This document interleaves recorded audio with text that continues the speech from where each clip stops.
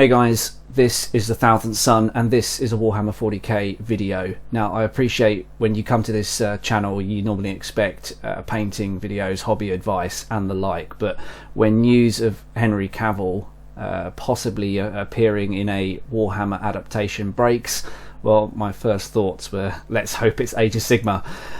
In all seriousness, if you're watching this, you're probably, like me, a bit of a nerd, and if that's the case, this isn't our first rodeo when it comes to franchises being put before an exterminatus.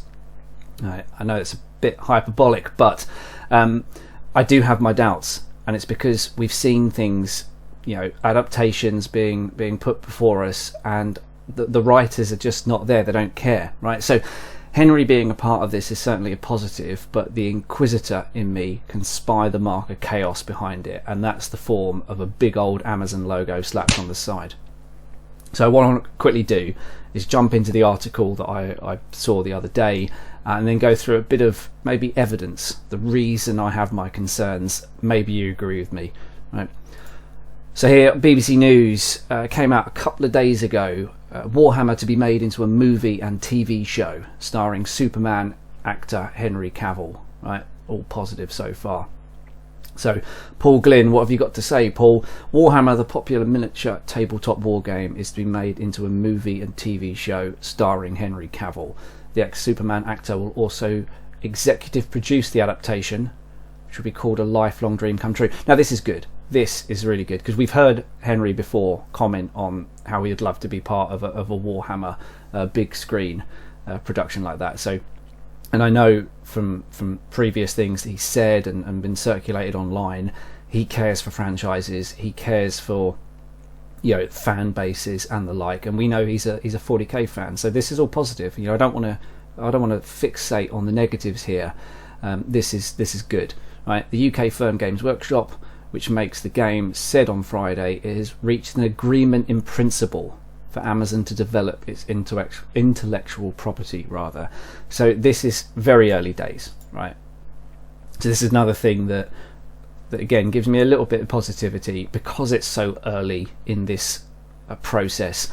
I'm hoping whatever nonsense period that we're existing in at the moment, where every franchise, they seem to outdo each other with how badly they can bring it to screen, hopefully that's all put to rest by the time this comes out on TV. Right. If Amazon do this well, I will finally get an Amazon Prime subscription. Right, I do genuinely want this to be a success. You know, I'm not sitting here, you know, hoping it to fail. I just have the suspicion that it might. Right, the project will initially involve developing the Warhammer 40k universe. It confirmed. News just comes after days after he was, you know, he's not returning to the DC universe there. Cavill has previously spoken about his enthusiasm for Warhammer, a fantasy war game where players paint intricate miniature figures and have them battle each other. Yeah, I mean, that's technically right. I mean, they don't actually battle each other. We have to roll some dice, but, you know, for the normie out there, that's fine. In a statement on Friday, the British actor 39 said, "I've loved Warhammer since I was a boy, making this moment truly special for me. The opportunity to shepherd this cinematic universe from its inception is quite the honour and responsibility." Again, this fills me with positivity, because if he's going to be heavily involved in the production of this, then I think it's on the right course. Certainly not going to get lost in the warp. Another popular tabletop, Dungeons & Dragons don't care, filler. The Warhammer deal is to be officially confirmed and further announcements to be made in due course. Again, early days here, obviously. Right, found it a bit of history. Outperforming Tesla, yeah, if we need to know. Right, so I'll probably leave a link to this article in the description of the video if you want to read it. I mean, it's been featured in quite a few different things. I know my Facebook constantly promotes this to me. But again, while this is all very positive, I have my doubts, and it's because franchises are not being handled very well at the moment. All right, so I want to use a couple of bits as evidence here, right? So, you know, other YouTubers have covered the pitfalls of the following far better than I will here, but I want to include them as evidence within my inquisitorial tribunal, right? And the first thing is Amazon, and then obviously the more recent Rings of Power adaptation, right? So this is what Amazon, and for that matter Disney, do very well at the moment. They buy a franchise, they give it to activists, writers, and it's there to sell their narrative. It's not there for the fan base, right? And with Lord of the Rings and the Rings of Power specifically, I don't understand why they picked it. Yeah, they clearly don't like the franchise. It has none of the hallmarks of a modern audience, right? You've got male leads, you've got a predominantly white Northern European setting, and the classic good versus evil story. You know, very little grey area. I know Saruman sort of changes side, but it's very clearly these are the good guys, these are the bad guys. Right, so with all of these things in mind, why remake it at all? Well, we know the reason they remade it. Money! And the better question is, why don't they create their own universe? No one would care if they created their own universe and put their own characters in it and their own stories, but that's exactly it. No one would care, right? So they need an established IP to sell their story, right? As otherwise no one will turn up. But they need to remember that with any established franchise, IP, fandom, why was it popular in the first place? It's popular in the first place because people sort of bought into the story. They became fans. They invested time, money, their lives into that. Lord of the Rings not as much as 40k for me, but I started playing Warhammer when I was 10. It's been a part of me longer than it hasn't. So I'm heavily invested in the story, and there's going to be Tolkien fans out there that are the same. So you turn up and you go, by the way, everything that you had is just rubbish. It's not right anymore. We're going to change it all. It's going to hack people off. Right, so they need to remember why these franchises were popular in the first place. Right, the only reason you can adapt it for the normies or a modern audience, right, is because of the die-hard fans that stuck with it throughout the whole period. Right, so yeah, it's annoying that at the moment we live in a period where these die-hard fans are flippantly sort of waved away as sort of trolls or racists and all of this. And don't get me wrong, there's going to be genuine bad guys out there that are genuinely mean-spirited or moronic, but they don't represent the fan base as a whole. You look at the way how Star Trek, Star Wars, Doctor Who, Lord of the Rings, all of these things have been handled. It's always the same thing that comes out of the woodwork. Oh, it's just racists fans out there. It's all this, that, and the other. And it's not. By and large, people have got good spirits. They care because they care about the universe that you're trying to adapt, and they want it done right. So that's kind of the Lord of the Rings and the Rings of Power, and how I think with Amazon's touch, I know they have done some pretty good things, but the Rings of Power was just abysmal. And I think if they've got a hand and they can influence Henry in any way, then I think it's not good. Of course, the other bit, Exhibit B, as it were, is The Witcher. So this is where the majority of my doubts come from about a 40k TV adaptation. Right, now Henry is quite clearly king of the nerds. He cares for fandoms, as I said. He cares for the story being told. Right, but even he couldn't protect The Witcher, and ultimately it seems like that's the reason he left the show. Interestingly, when he said he was going to step down from The Witcher and he gave the reason that it's because he's pursuing the Superman film. You think, oh, fair enough, that's an actual reason, But I think it was only part of it. By all accounts, it was because he didn't like the way it was going, and how the writers of The Witcher they didn't care about the source material, actively mocked it. And then I'm thinking, well, now that the Superman thing's been pulled from him, would he go back to The Witcher? Because then that would kind of dismiss that narrative that, he only left because of Superman, and it doesn't seem like he's going to do that.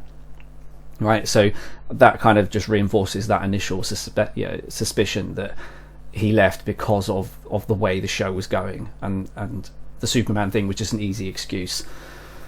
Right, but with The Witcher, it was, in my opinion, a classic bait and switch. Right, I expect a show titled The Witcher to be predominantly about Geralt, but increasingly it wasn't. It was about Yennefer and Ciri, and I know those characters play big roles in it, but it was again, the cynic in me, I wonder why a modern TV show wouldn't want to focus on a strong male lead, right? And it just became more and more apparent that the writers cared about a particular narrative, right? Now, the bit that really got me, I think the worst of it was, I think it was a part in series 1 where Yennefer is in a coach with a princess. I can't remember the princess's name, in all fairness, but they were talking about obviously forced marriages and all the sort of heinous things that went along with sort of medieval periods and arranged marriages and what princesses were expected to do. It's all it's fine. I get it. And on its own, it wouldn't cause a problem, but it's backed up with all the other things that go on. Right, so this carriage, it gets attacked by, this sort of wizard, assassin, whatever you want to call him. Again, I'm not the biggest Witcher fan, but I immediately saw where this was going. Right, all the guards are slaughtered. Fast forward a little bit, Yennefer's on a beach. She's sort of crying to the dead baby that it's really, really hard to be a woman. It's really, really hard. And look, I get it, right? But what you're overlooking is in this fantasy setting that's basically medieval Europe, it's hard to be anyone, right? We have literally just watched sort of half a dozen male soldiers, guards, lay down their lives to protect them. They're all slaughtered. Each one of these men that just died, they would have been boys. They would have been sort of had their own hopes and dreams and aspirations in life. They would have had their own families. Right? They just get casually thrown away in the bin, just killed off. And then the next scene, a couple of scenes down the line, Yennefer's then crying about how hard it's to be a woman. And it's I get it. It probably is hard to be a human being, right? Especially in the Witcher universe, where there's monsters taking people out of the villages all the time. It's just genuinely hard. And this is why I think modern TV doesn't do us justice. It don't do the history of the world justice. It was hard to be anyone throughout most of human history. People died of plagues, they starved. It was just genuinely not pleasant for the vast majority of human beings throughout human history. Right. And again, focusing on arranged marriages in a fantasy setting, that's fine, so long as you back it up with the other ways of how horrible it is for just everyday ordinary folk. Right, so that was the bit that really I lost interest in The Witcher after that scene. I thought, here we go again. Right. But then the other thing about The Witcher that I don't, again, it's not a major thing, but it all adds up, is their just inability to cast people. Right, now this is a setting that, as I said, it's quite clearly based on Northern or Eastern European medieval history. That's kind of what it's based on. Right, so you've got random diversity in the cast and in the extras, which just doesn't make any sense. And I'm not against diversity in shows. It doesn't make much of a difference, but what it does do in a fantasy setting like this, where there is no transport links, they can't just hop on a train, travel across the country or the continent, it just poses more questions, right? If this is a village that's Northern Europe, how has this person got here? We don't know. There's nothing against them being there, but it does break the immersion of the world.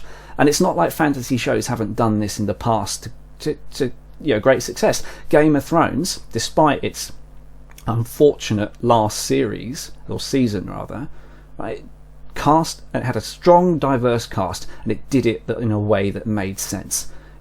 Parts of the Westeros that were hot and had a lot of sun, you had darker skinned actors. Parts of the Westeros that was really, really cold and dark and damp, you had people a little bit more like myself, and it made sense. People felt that although this was a fantasy setting, you could believe it was true. Right? Fantasy is not about suspending all belief. It's you go, right, yeah, there are dragons, but other rules still apply. Gravity still exists.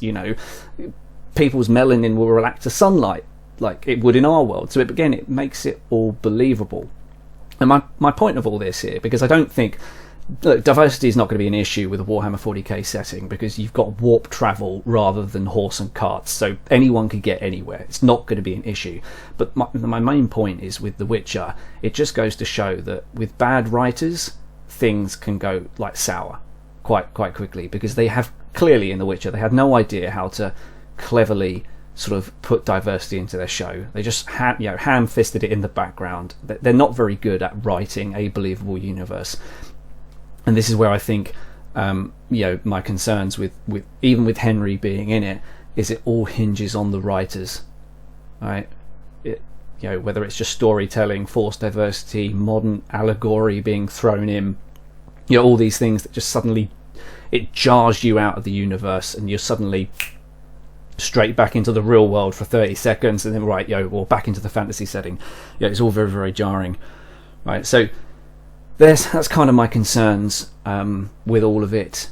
I might be right, might be wrong, I don't know, let me know. But I suppose the the thing that is a little bit positive after all of this, and I never thought I'd be saying this, but Games Workshop is very protective of their IP.